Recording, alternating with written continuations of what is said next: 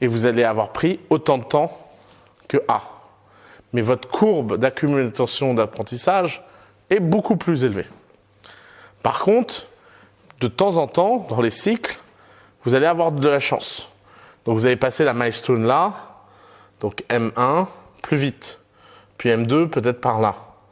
Et petit à petit, dans le temps, lui, il va toujours prendre la bonne décision en 80% des cas, mais lentement.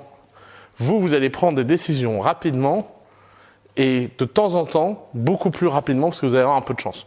Parce que vous avez 20% ou même 10% de réussite. Et bien, à votre avis, laquelle des deux boîtes gagne?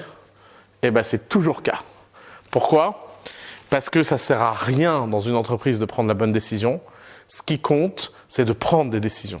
Si vous prenez la mauvaise, ce sera évident que c'est la mauvaise et vous pourrez changer. La question, c'est à quel rythme vous êtes capable de changer. Et là, rencontre le sujet numéro 1 de pourquoi les gens ne se lancent pas.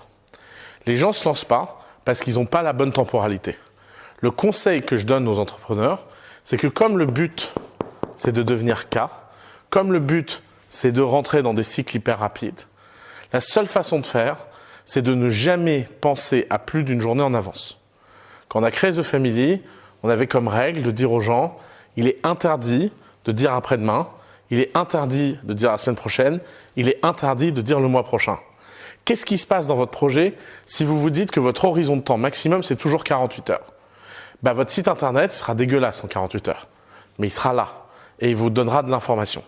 Et vous verrez que faire les choses rapidement, faire les choses avec rythme, ça vous donnera un niveau d'information et un niveau de croissance qui est unique.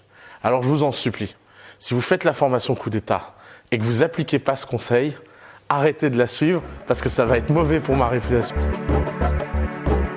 J'espère que vous avez aimé cet épisode. J'espère que vous avez compris que la génération de leads, c'est pas automatique. Ça demande un investissement de temps dédié. Ça demande de la méthode et de la répétition pendant des années et des années pour devenir très bon à ça. Ça demande de la standardisation pour être sûr de pouvoir toujours vendre et toujours remplir son pipe et ne jamais être dans ces déserts de leads où recommencer le moteur, ça coûte cher.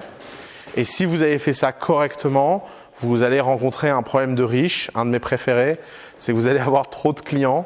Et quand vous allez avoir trop de clients, vous allez avoir les premiers problèmes de scale. Alors, ça tombe bien, c'est l'épisode d'après. Comment standardiser votre offre?